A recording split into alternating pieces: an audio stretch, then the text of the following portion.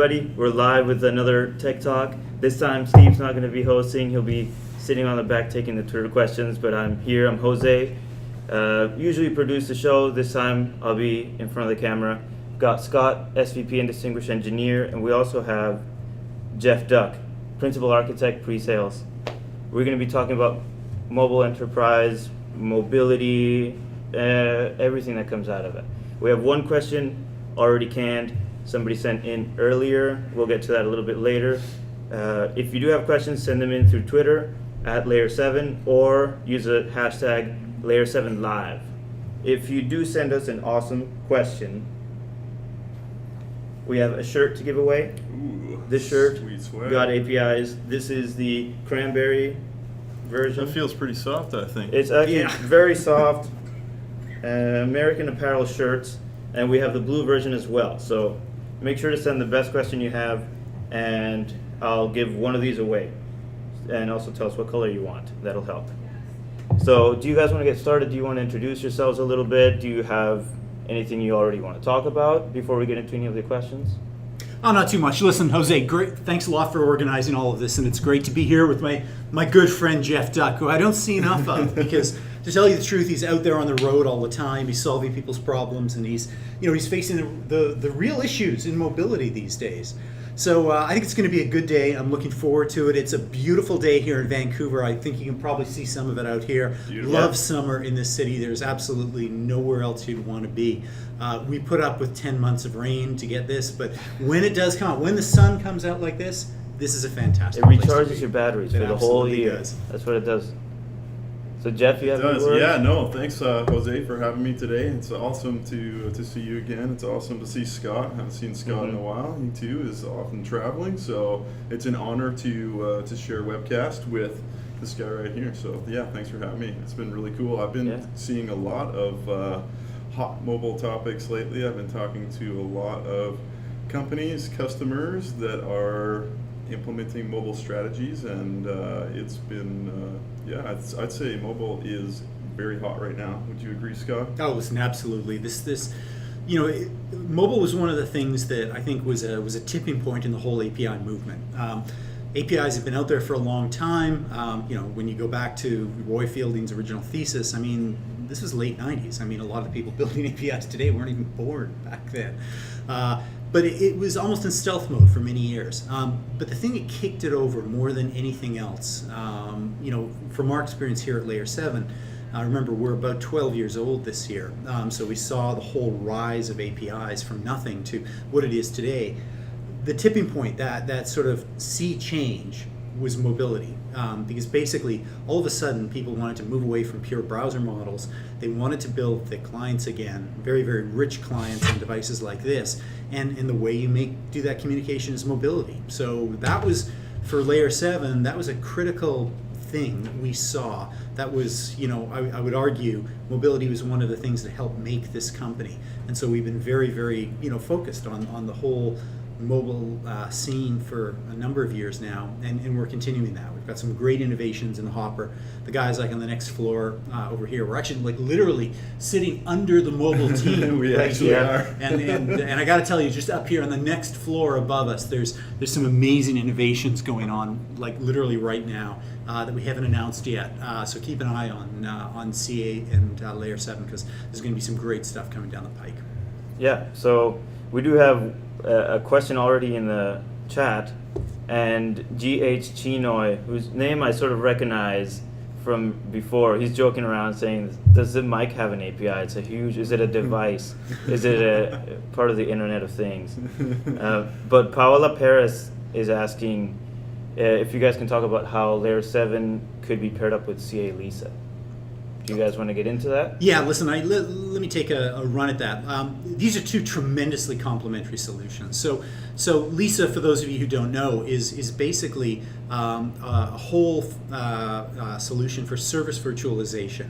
So the idea is this: let's say you're a mobile developer. Okay, you're working in PhoneGap. You're building apps that are making calls into backend services. You're focused on your client, but the problem is the guys who are building, the apps in the background, they're building APIs and things like that aren't quite ready yet. So you all get in a room and you basically figure out what the APIs are going to look like. And that should be a negotiation between two groups. This is no longer, the server guys get to say what the API is about. It should be two groups coming together, with very, very, clear agendas and that. And somewhere in the middle, an API comes out of it, and that's great. A lot of the time, though, what will happen is the back end will lag because there's a lot of complexity in hooking up legacy or dealing with complex transactions and things like that. So Lisa is very much about decoupling those two things and letting both the client developers and server developers to basically keep going at their own rate, even if the back ends aren't there. So it creates a virtual service in the background that the client developers can begin to bang on, and they can start developing right away. It's brilliant stuff, and it has all sorts of great features, in terms of prototyping, looking at messages on the wire to create like a virtual service. So it goes way beyond simple stubbing and things like that. So obviously with something like Layer 7, it's very complementary because we are basically the gateway and the management, and then you put Lisa right behind that, go through us, we go into Lisa, and truly you've got a very, very good solution for getting out the door faster. That solution works so well too when you, if you're using an internal API management system like Portal, whether it's Layer 7, whether it's somebody else, and developers are leveraging that to keep track of what APIs are available. When people first get onboarded, they can start building their code. I can't remember how many times when I was a young developer and we were waiting on back-end services to be available or back-end bits and modules of code that we had to sort of hack in what we thought. Requirements changed during the development life cycle, payloads change, requests and responses get formulated and also change. So by the time you get to the end integration and you have to go back and check out all your stubs, you're scrambling to do integration, and it takes a lot of time and it costs a lot of money. And then now if you have an API management system, developers can get onboarded. They can start working in their code directly against requests, against live backend systems that are virtualized with Lisa. Not only that, but you can really reduce the amount of effort that it takes to do the actual swap. So if you are,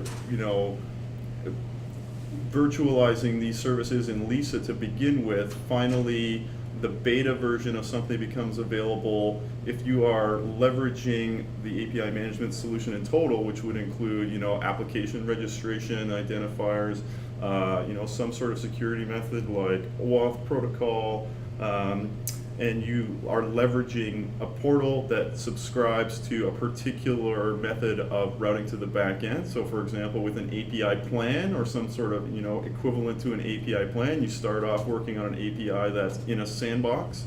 That sandbox is going to get routed automatically to a Lisa backend service.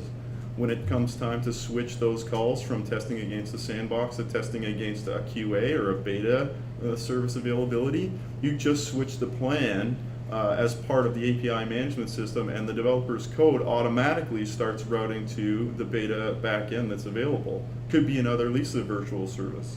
And then finally, when you're moving away from virtual services altogether and you're moving into production code, it's the same thing. You change something as part of the API management system, and that developer doesn't have to touch any of his code. The code is finalized, the code has been tested, can be regression tested, is hitting live backends, and it's basically like flicking a switch. And I think that is huge in reducing development costs.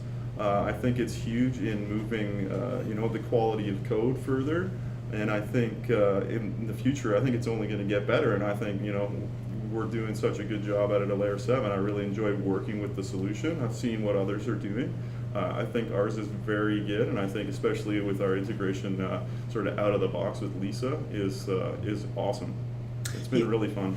And this is the thing that excites me these days, because we're moving into this time where we're looking for tools that make our lives easier. And the original vision of Layer 7 was very much about security and management.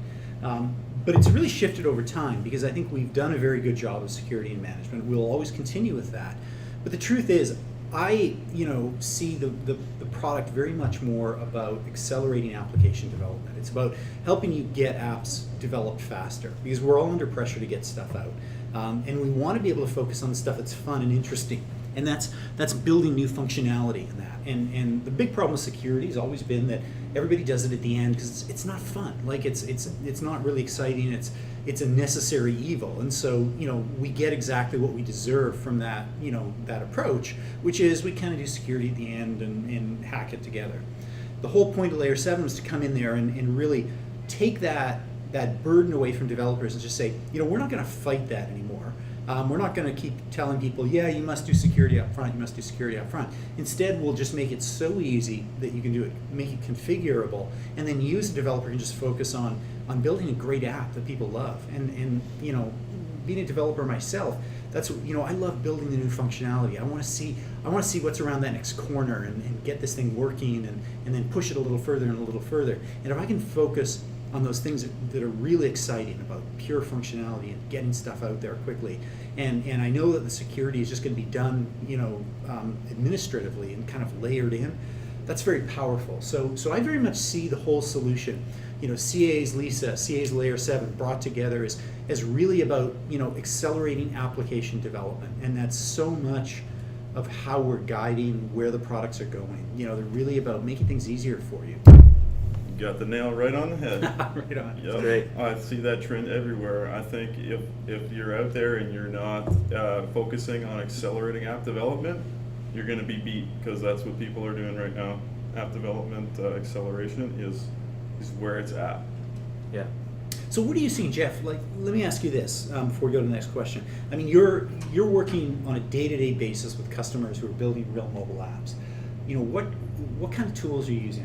Are you seeing them doing mostly iOS development in Objective-C? Are you seeing a lot of Android? Are you seeing people using things like PhoneGap or Appcelerator and a lot of tools like that? Are you seeing any Swift these days? You know what? There's a huge variety of what's going on out there, actually. I'd say there is in a lot of the big players, there is focus on native app support.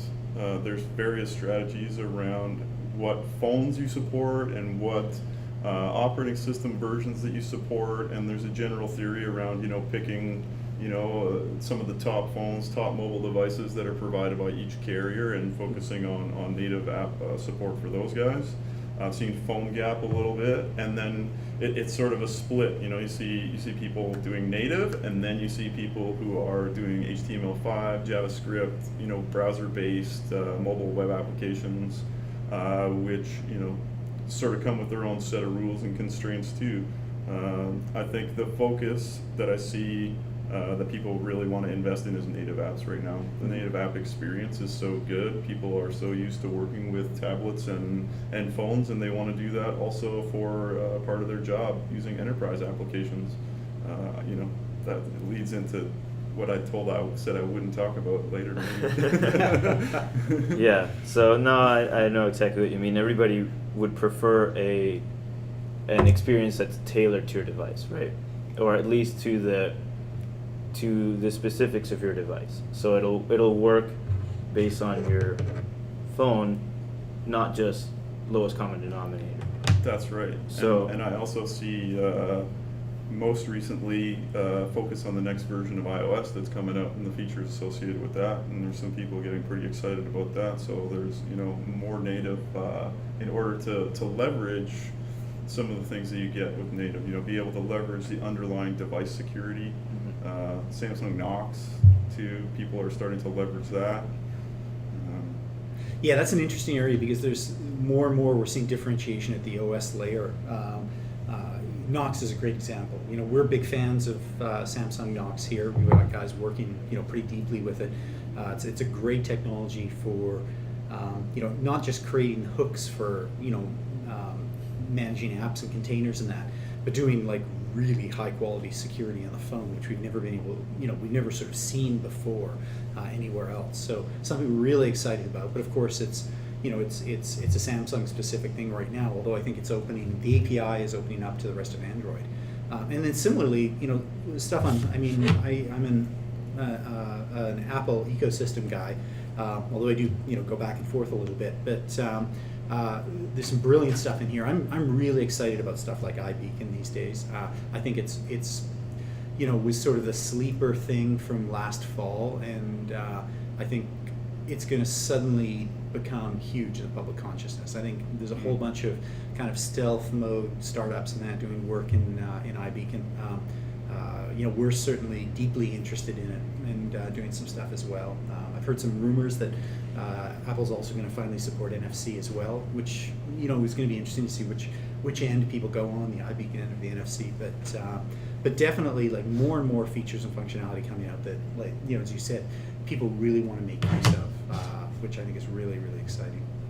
Okay, so Paul, I hope that answered your question. We're still on question one. Left. Sorry. We're on question one. So if you do need to expand or do you need anything else, make sure to chat it through and we'll get to it. GH Chino has a question which I'll get to in a second because there's another Lisa question from J Cyrus 2. He asks, how about using Lisa as a client?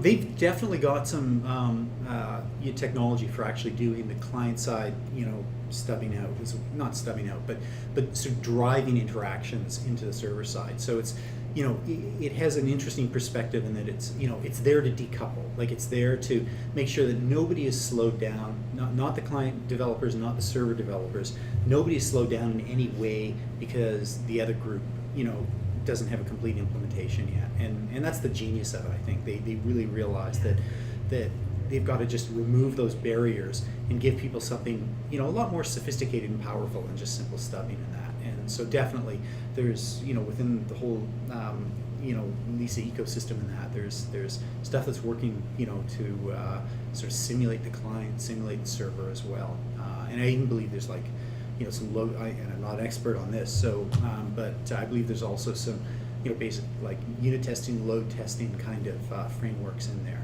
So it's a great product from and we're certainly using it here at Layer 7. Some of the teams upstairs in the dev group are actually making use of this right now. Okay, well, we have a different question. So moving on towards more of the M2M kind of stuff, GH Chinoy has a question. Can you talk or expand on techniques used to take services and slim them down for mobile and M2M?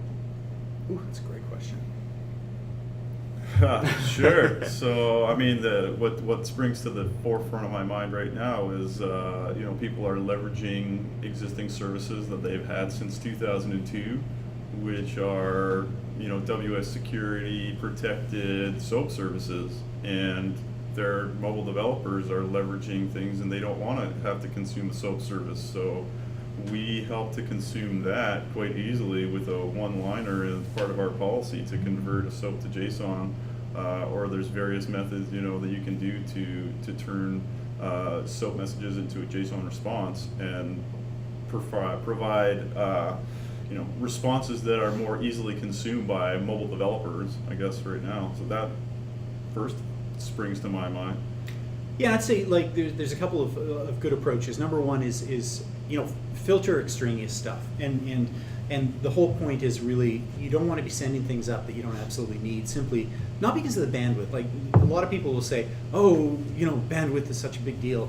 Really it's not the performance issue as much as you're just wasting people's money, because let's face it, we're all, especially up here in Canada, we're under pretty severe constraints and data caps and that. Like our data plans on mobile phones are very expensive compared to many other places in the world, and so people don't want to be wasting a lot of their precious kilobytes on extraneous data and that. So make them lean. Like look hard at what you're sending back and forth.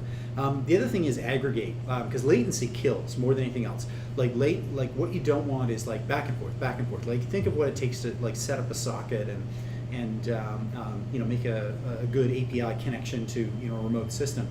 Over a high latency system like what these are going over. There's a lot of packet loss and things like that going on the wireless part of the network. You do notice it, and so you can't build with the simple assumption that you can just go back and forth with very chatty APIs. Gang stuff up. Get a lot of bang for your buck by taking those three APIs, A, B, and C, that normally you'd call in that order, and just gang them up into something new called ABC, and just call it once, and do a little orchestration at the back, bundle everything up, get rid of anything you don't need, and then send it all back. that's a much better user experience for people. So, in the end, user experience drives stuff more than anything. Like that's the critical factor, and usually ganging up back-end services is really important. Think hard about pagination too. Like the basic thing about any mobile framework is coming up with good pagination of data queries. Try to standardize this as much as you can. Everybody comes up with their own idiosyncratic approaches. Some groups like to use things like OData to try to systematize it. Your mileage may vary. Some people like it, some people absolutely loathe it.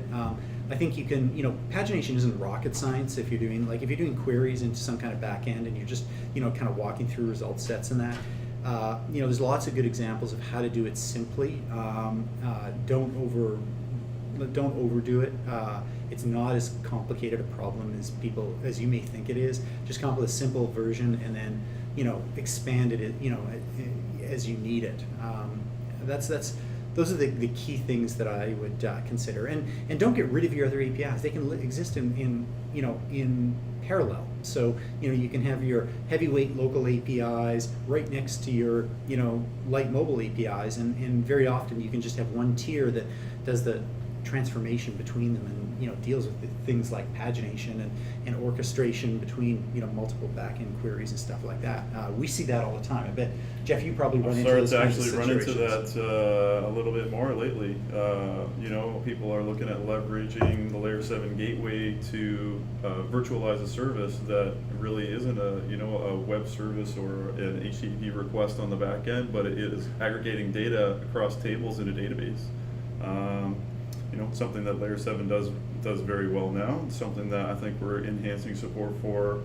I sure hope we are now in the future, because I think, I'm starting to see that more and more. And I think also when you're looking at streamlining data between a mobile device and your back end, you start to look at other approaches, other protocols as well, not just RESTful APIs, not just web services. You start to look at XMPP protocol, WebSockets, some of the newer technologies I think are going to start to mature. WebSockets especially, I think, will start to mature over the next couple of years. I really like WebSockets. So the problem is it's still a bit of a mess. Like implementations are sort of spotty, and interop is terrible. But when it works, it's amazing. Like there's cool stuff you can do. Really, the whole paradigm of pushing data and streaming data out to devices, I think, is great, because it breaks down the classic, request response, synchronous model of the web, and gets us into some really interesting interactive stuff. So, huge fan of that. Well, I hope that answers your question, GH Chinoy, and thank you, and Jay Cyrus too, for the questions. I want to remind people, if you do want to send a question, send it in through the chat or hashtag Layer7Live. There's an opportunity to win these shirts, which I showed at the beginning. There was one silly question about how did you know the shirt was soft before you touched it, Geoff? Well, I happen to own a few myself, and I tell you, they're actually really comfortable shirts. They're American Apparel. Those are good shirts, yeah. You know what? I totally concur with that, because I've been wearing them lately. Like I was at API Days down in San Francisco, which was a great conference, and it was down at Parasoma, down in the south of Market Street and all that area down there, and it was a great shirt. It was a beautiful day like this. I'll probably be wearing one at the Gardner show in August. It made me feel much younger than I actually am. So there you go. It's the fountain of youth. There's always more. Layer 7 shirt. There's more coming up too. So we have a question sent in through email by Naranjan, which I'll get to. It's the longer sort of essay style question about enterprise mobility. So he asks, as collaboration workflows become more complex and dynamic when the employees inside the workplace, as against when the employees outside the workplace, is there a strategy to make such workflows responsive based on user parameters from an integration touchpoint perspective, like workflows starting to lean when invoked from the zone, which gradually turn on more features as more context becomes available when invoked from inside the zone? So it's a long one. I think Scott might have thought about this one a little bit before. I got a lot to talk about for this, but okay. Well, Jeff, go ahead. I got to turn this over to my good buddy Geoff. I think why does security have to be different inside the zone than outside the zone? Isn't the name of the game enabling and empowering people to perform the actions that they need to do wherever and whenever? Why can't I be working on a beach in Thailand, Scott? Instead of I could be on the beach in Thailand working and being on a webcast right now. I think the name of the game is to put together a strategy where you are delivering enterprise applications that, first of all, provide value and are solving a real problem and doing something to enable employees, doing something to reduce the amount of time it takes to do a task, allow flexibility on when a task can be done, for example. And I think you need to adopt a security strategy that allows you to empower those employees off your network. And I think that the technology is available, and I think that security risk can be minimized by adopting the proper strategy. And then on the other hand, could you implement what you're talking about right now? Yeah, you could do it right now. There's lots of different parameters that can be leveraged in order to notify applications that you're on an internal network. MDMs can be integrated with to discover things about a mobile device and can interact with the layer 7 gateway, for example. The MDM could notify the gateway that a mobile device has entered the building and is now available to download a special app, or some feature becomes unlocked. The technology is there, sure. I would still question, do you want to limit your employees like that, and do you have a really good reason? And if so, are you trying to accommodate for a poor overall security strategy? Okay. Yeah, I don't know too much to add. I mean, I think the key is we try to encourage people to not make too much differentiation between inside and outside, because we think that if you get the security on the outside right, you should carry that same level of security inside, instead of making inside a free-for-all. We really believe that you should basically carve up internal networks into zones of trust and basically treat them as potentially hostile in the same way that you do in the outside. And yeah, you can overdo that, of course, but at the same time, I think we should be thinking about our apps as secure by design wherever they are, and the other part of it on responsive design. I mean, I'm a huge fan these days of what's going on in some of the whole responsive design paradigms and things like that. We're big fans here of like Firebase and Meteor and a lot of these technologies that are, I think, really transforming how we're building apps, both mobile apps, but also web apps and things like that. And we see that, as being as relevant internally as externally, as long as you nail security, right off. And hopefully, with CA's layer 7 technology, you can actually do that. You can just say, well, security's going to be taken care of for me, so I can focus on building this really brilliant, cool app. Yeah, I think minimizing risk is the name of the game. If you allow different features internally, first of all, you're going to have to integrate with more systems, so more chances of failure across your entire solution. Also, I think that you cannot, if you did that and if you enabled more features on your internal network with someone local than externally, you're exposing yourself to more risk. Look at what happened at Target. They're a retailer, sure, maybe it's a little bit different getting into a Target store because it's a retailer and it's more easily accessed and the security is less, but still, Target on site at, on IBM or Apple or, any of these companies, risk of infiltration of mobile devices, especially infiltrating your network is a risk. And enabling different features based on that exposes you to more risk. That's right. That is the last of our questions from email. The chat has taken off with, I guess, a 3-part question from Jay Cyrus. So let me just see.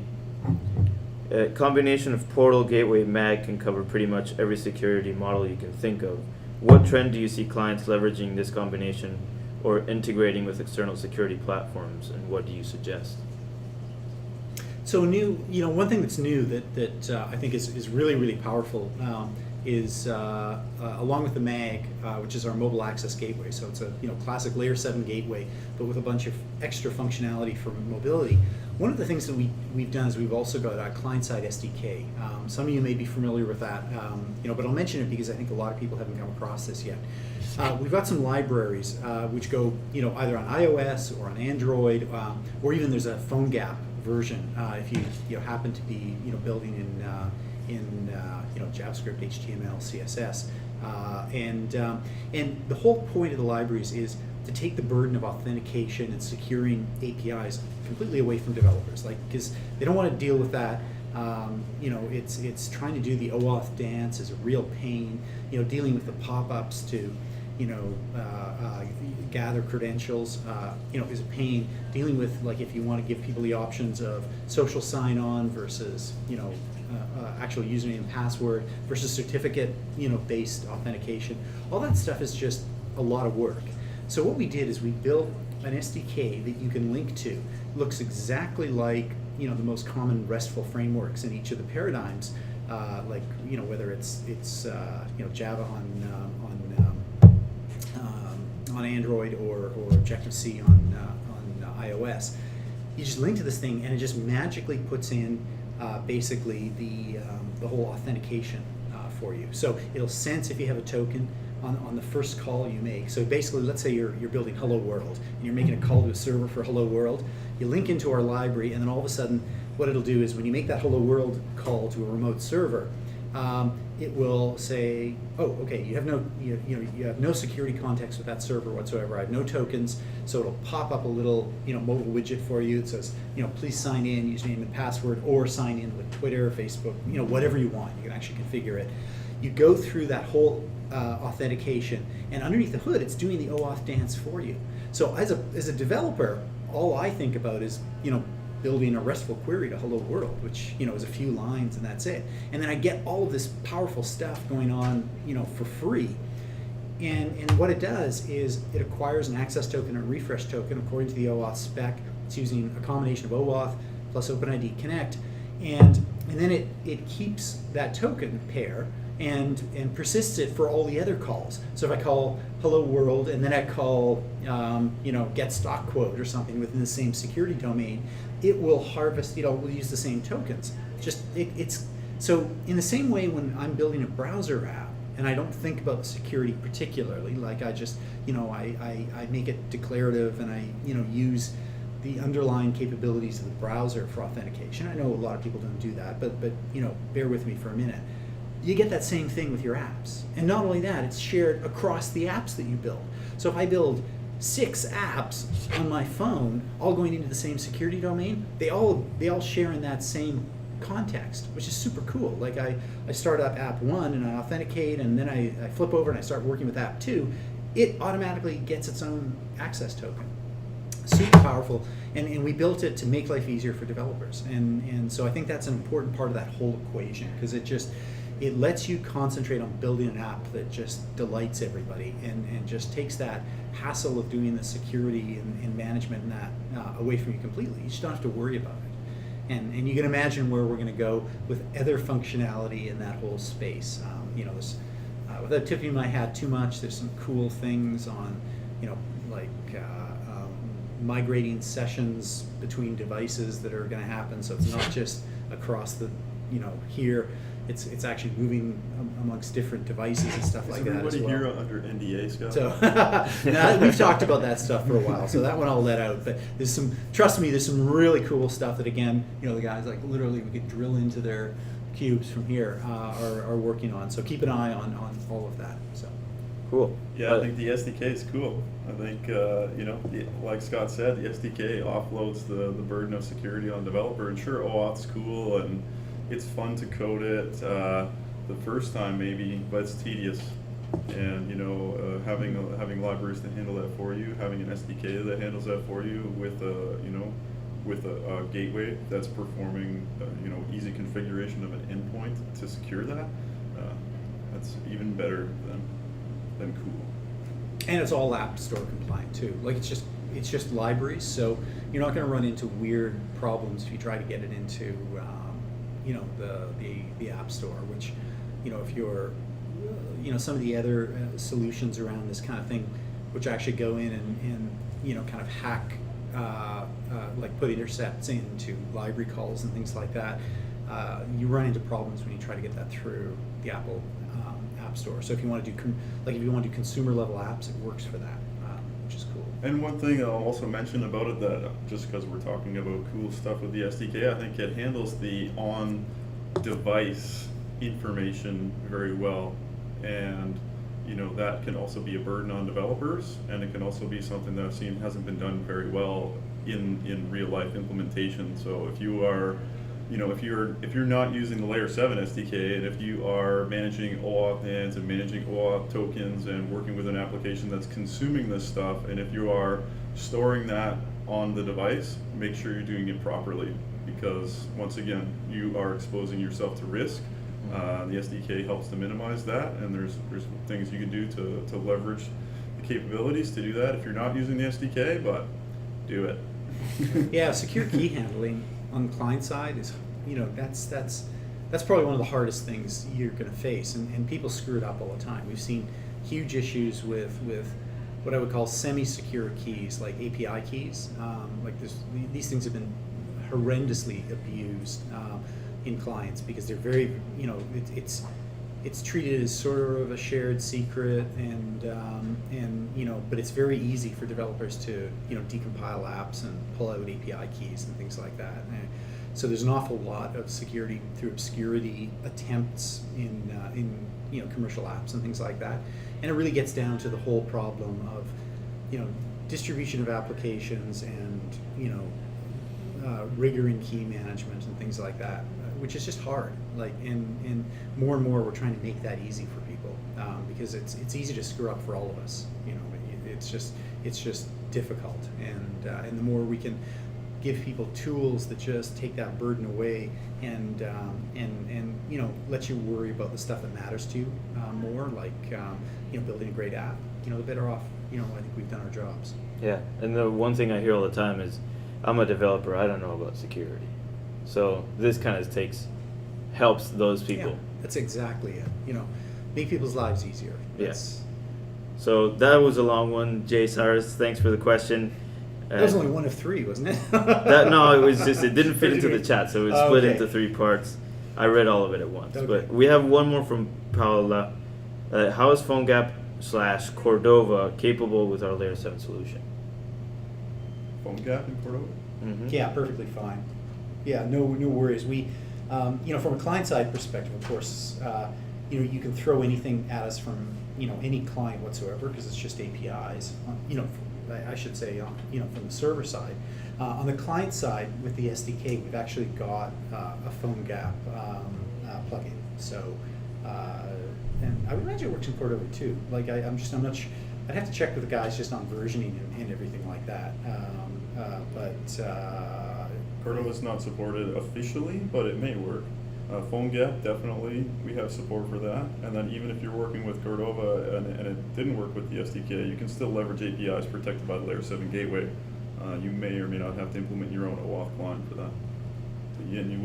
And you would have to implement manually a few things that are handled by the SDK, like device registration and device management, if you wanted to add in an extra layer of security to identify a particular device, as well as the application that's accessing your data from the device, as well as the user that's using that application. Okay, that was concise compared to the last question. That's all the questions we have right now. If you want to send one last question, you have to do it immediately. If you did send a question and we answered it on air, email us at techtalk@layer7.com and we'll pick a winner and send one of these guys out to you. Send us your address so I can mail it to you. But that's it for us today. Do you have any parting words, anything, last things to say? No, listen, just thanks to everybody. Really appreciate you attending. These things are a lot of fun to do. Keep up the dialogue. You can easily reach out to us. I'm on Twitter at @KScottMorrison. So there's an initial K in front of it, which is Kenneth Scott Morrison. Yeah, thanks again. Yeah, thanks, Jose. Thanks for having me. I'm on Twitter too, but I haven't checked it lately because I've been so busy. But so send your tweets to Scott or to me. I check it occasionally. But yeah, no, thanks for having me. It's an honor to sit beside this guy. You know, he's doing brilliant things. So you know, pay attention to Scott. Read his blogs. I do. He always has something interesting to say, and I think he's working on some of the latest you know, industry stuff that you will see. You know, stuff that you don't even know about yet. But, And if you happen to be in the DC area, we have an API 360 summit that you can attend. It's going to be awesome. It's free. Go to apiacademy.co/API360 to sign up, and it's going to be a great event. Lots and lots of discussions, panelists. I'll be at Gartner Catalyst too in August. So if anyone's at Gartner Catalyst, I'll be there. Come by the booth. Yeah. Probably have some T-shirts. Yeah, we'll make sure he has a t-shirt. If you mention that you came because of the Tech Talk, we'll give you any t-shirt you want. That's a good one. Whoa, nice. Thanks, everybody. Thanks, Scott.